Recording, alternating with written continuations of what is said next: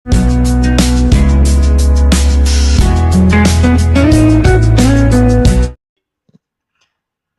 Guys, welcome to my YouTube channel.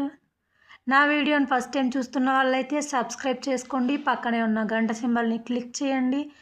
నా మరికొన్ని videos నేను పెట్టగానే మీకు నోటిఫికేషన్ వస్తుంది. అలానే నా ఛానల్ చూస్తూ ఉన్న వాళ్ళైతే లైక్ చేయండి, షేర్ చేయండి, సపోర్ట్ చేయండి. ఈరోజు మన వీడియో వచ్చేసి healthy and tasty dry fruit laddu ప్రాసెస్లోకి అయితే ఇప్పుడు మనం వెళ్ళిపోదాం. స్టార్టింగ్ 1 స్పూన్ గీ తీసుకుందాం. అందులోనే కొంచెం బాదం ఆర్ కాజు ఫ్రై చేసుకుందాం. కాజు బాదం లైట్గా ఫ్రై అయిపోయిన తర్వాత వాటిని తీసేసి ఆ నెయ్యిలోనే మళ్ళీ మనం కొంచెం ఫూల్ మఖానా కూడా వేసి లైట్గా ఫ్రై చేసుకుందాం. ఆ ఫూల్ మఖానాని తీసి ఇలాంటి క్రిస్పీగా పౌడర్ అయిపోయే విధంగా మనం అయితే ఫూల్ మఖానా కూడా ఫ్రై చేసుకుందాం. ఇలాంటి మరికొన్ని మంచి videos and healthy food items లేదా రివ్యూస్ కావాలంటే ప్లీజ్ కామెంట్ చేయండి. ఇప్పుడు సమ్మర్ కాబట్టి, సమ్మర్లో పిల్లలు ఇంటి దగ్గరే ఉంటారు కాబట్టి హెల్దీ రెసిపీ. ఈ పౌడర్ నా సన్ఫ్లవర్ సీడ్స్ అండ్ నువ్వులు. ఆల్రెడీ ఈ పౌడర్ నా దగ్గర లాస్ట్ టైం ఉంది కాబట్టి నేను ఇదే మళ్ళీ మిక్స్ చేస్తున్నా. లేదు మీ దగ్గర లేనట్టయితే కొంచెం సన్ఫ్లవర్ సీడ్స్ అలానే కొంచెం నువ్వులు కూడా జస్ట్ నార్మల్గా ఫ్రై చేసుకొని అవి కూడా మనం ఒక ప్లేట్లోకి సైడ్కి తీసుకుందాం. తర్వాత పంప్కిన్ సీడ్స్ కూడా వేసి లైట్గా ఫ్రై చేసుకుందాం.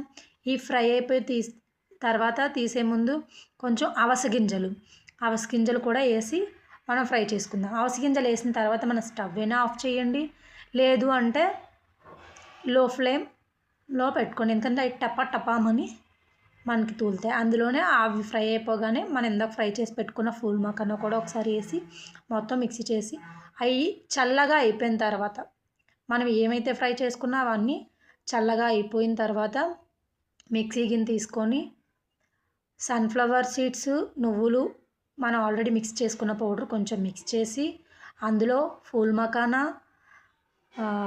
పంప్కిన్ సీడ్స్, అవిసె గింజలు ఇవన్నీ వేసి మిక్సీ చేసుకొని ఇలా మొత్తం పౌడర్ చేసుకున్న తర్వాత మన దగ్గర ఖర్జూరం, ఇందులో మనం అయితే ఏ స్వీటు యాడ్ చేయట్లేదండి. ఖర్జూరం స్వీట్ అది సీడ్లెస్.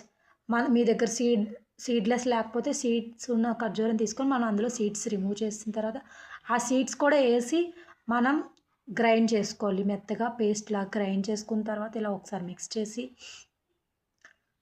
అందులో 2 స్పూన్స్ హనీ కానీ, లేదు మాకు స్వీట్ సరిపోద్ది అనుకుంటే ఖర్జూరంతో స్కిప్ చేయొచ్చు.